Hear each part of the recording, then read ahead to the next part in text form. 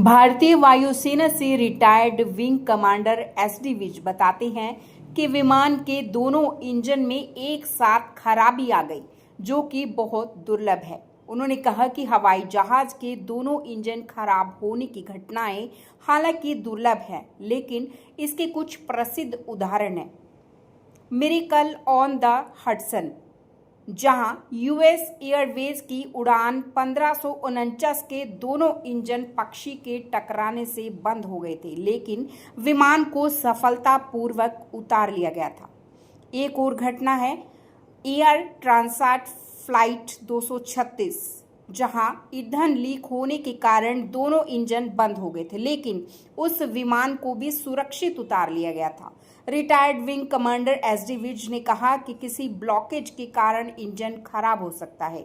विशेष रूप से coolant system में ब्लॉकेज होने से इंजन ज़्यादा गर्म हो सकता है, जिससे इंजन ब्लॉक में दरार आ सकती है।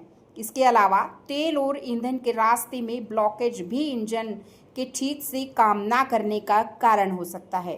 टेक ऑफ करने के बाद भी प्लेन बहुत अधिक ऊंचाई पर नहीं पहुंच पाया था। हो सकता है कि पायलट से कम ऊंचाई पर लिफ्ट हासिल करने में चूक हो गई हो। प्लेन केवल 825 फीट ऊपर ही जा पाया था। प्लेन का लैंडिंग गियर अभी नीचे ही था। प्लेन के इंजन ने अपना थ्रस्ट खो दिया था, जिससे प्लेन अचानक से नीचे आ गया। उन्होंने बताया कि यह भी हो सकता है कि पायलट ने गलत टेक ऑफ कॉन्फ़िगरेशन लिया हो। पायलट को इतनी चढ़ाई पर बने रहने के लिए संघर्ष करना पड़ा होगा। हादसे से पहले पायलट ने मेडे कॉल किया, लेकिन उसे संभलने का समय नहीं मिल पाया और प्लेन दुर्घटना का शिकार हो गया। विंग कमांडर विज ने बताया कि फिलहाल ब्लैक बॉक्स मिल गया है। हालांकि जहाज में मौजूद फ्यूल में आग लगने से वहां बहुत ज़्यादा तापमान हो गया था, परंतु ब्लैक बॉक्स 1400 डिग्री तक तापमान सह सकता है। ब्लैक बॉक्स के अध्ययन से और इंक्वायरी से ही बहुत चीजें स्पष्ट हो सकती हैं। Wing commander SD Vij retired air force officer हूँ अहमदाबाद में। उसका जो मेरे हिसाब से basically I was a controller, मेरा काम था कंट्रोल करना है इससे। तो मेन जो लगता है होता क्या है कि एक टेक ऑफ करने से पहले उसके सारे चेक होते हैं। चेक के बाद फिर पायलट भी थोड़ी अपने एयरक्राफ्ट को नज़र मारता है, रजिस्टर साइन करता है कि मैंने सारे पैरामीटर वगैरह चेक कर लिए। उसके बाद एक पायलट जो है कॉकपिट में जाता है, को पायलट जाता है, दोनों जाके ऑन करके सारे पैरामीटर चेक करते हैं। चेक करने के बाद फिर ग्राउंड कंट्रोल को नीचे जो टेक्नीशियन वगैरह होते हैं उनको सिग्नल देता है कि मैं इंजन स्टार्ट करने जा रहा हूँ। इंजन स्टार्ट करके वो ले जाता है रनवे के ऊपर। फिर रनवे के ऊपर जाके स्टार्ट टेक ऑफ करने से पहले वो सारे पैरामीटर फिर दोबारा चेक करता है। उसके हिसाब से जो पैरामीटर थे सब ठीक थे, फ्यूल ठीक था, अंडर कैरी वगैरह ठीक थे, जितने भी पैरामीटर। फिर पर्टिकुलर स्पीड होती है, उस स्पीड को बिल्डअप करने के बाद पायलट जो है स्टार्ट रोलिंग, उसने सारी रोलिंग कर लिया। उसके हमने क्या देखा कि नॉर्मल टेक ऑफ था। उसके बाद सडनली 700-800 फीट पे जाके सडनली स्टार्टेड सिंकिंग। मेरे हिसाब से लगता है जहाँ तक उसका हाइड्रोलिक फेलियर हुआ है, जिसकी वजह से उसका जो अंडर कैरिज है वो ऊपर नहीं जा पाया।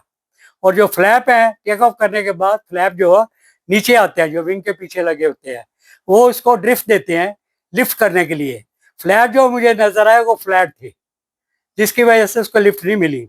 और ना ही उसने जब मेडे किया जाता है, एक्सट्रीम इमरजेंसी होती है, उस टाइम पे ये कॉल दी जाती है। उसके लिए अगर पायलट के पास सर्टन हाइट है तो एयरक्राफ्ट को वो रिकवर कर सकता है, अदरवाइज बड़ा मुश्किल होता है। मेरे हिसाब से तो ये लगता है या तो फ्यूल प्रॉब्लम आ गई है या हाइड्रोलिक प्रॉब्लम आ गई है, जिसकी वजह से वो कंट्रोल नहीं कर पाया। मैं आपको जैगर की एक एग्जांपल देता हूँ। जब मैं पोस्टेड था अम्बाला में, तो 26 जनवरी को जैगर जो है वो दिल्ली फ्लाई पास पे जाते थे। फाइनल डे के ऊपर एक जैगर का बर्ड हिट हुआ, एक इंजन पैकअप कर गया, फ्लाई पास करके वो अम्बाला की तरफ आ गया। उसने हमें कॉल दी कि ऐसे ऐसे हो गया। हमने कहा कि 6000 फीट पे चले जाओ नॉर्मल हाइट पे, आराम से। उसको हमने फिर रडार के ऊपर गाइड करके अम्बाला में लैंड करवाया। ऐसे एक दो और इंसिडेंट हुए। पूना में था मैं, फाइटर एयरक्राफ्ट था, टेक ऑफ कर रहा था। टेक ऑफ करते करते प्री मिच्योर उसने अंडर कैरेज जो है उठा दिया, विद रिजल्ट और रनवे के ऊपर ही बैठ गया एयरक्राफ्ट। ड्रैग करता करता एंड में अरेस्टर बैरियर होता है, उसमें जाके वो एंगेज कर गया, विद रिजल्ट पायलट एयरक्राफ्ट को आग लगी, pilot died in the aircraft. तो ऐसे कई इंसिडेंट है जो अगर तो पायलट के पास हाइट है, टाइम है, तो एयरक्राफ्ट को रिकवर कर सकता है। अगर उसके पास 5-6 हज़ार फीट भी होती हाइट, तो उसको रिकवर करके कहीं सेफ जगह पे लैंड करवा सकता था। मेरे हिसाब से तो यही 2-3 जो काज है नजर आते हैं। उसका जो हिस्ट्री है, इंडिया के पास 2014 से ये बोइंग है, पिछले 11 साल में कोई भी ऐसा इंसिडेंट नहीं हुआ, एक्सीडेंट नहीं हुआ जो कि बोइंग में होते हैं। इस एयरक्राफ्ट में अभी तक कोई ऐसा आया नहीं, कोई कहानी क्रैश की। इसकी हिस्ट्री बड़ी अच्छी है, वर्ल्ड में फ्लाई करते हैं, वैसी कोई आई नहीं हमारी नॉलेज में। जो मैंने देखा और पढ़ा, मेरी नॉलेज के हिसाब से एज ए कंट्रोलर, हम रडार पे भी कंट्रोल करते थे, इनको रिकवर करते थे इमरजेंसी में। हमने देखे हैं एयरक्राफ्ट को, आदमपुर में था, वहां पे बर्ड हिट हो गया एयरक्राफ्ट को।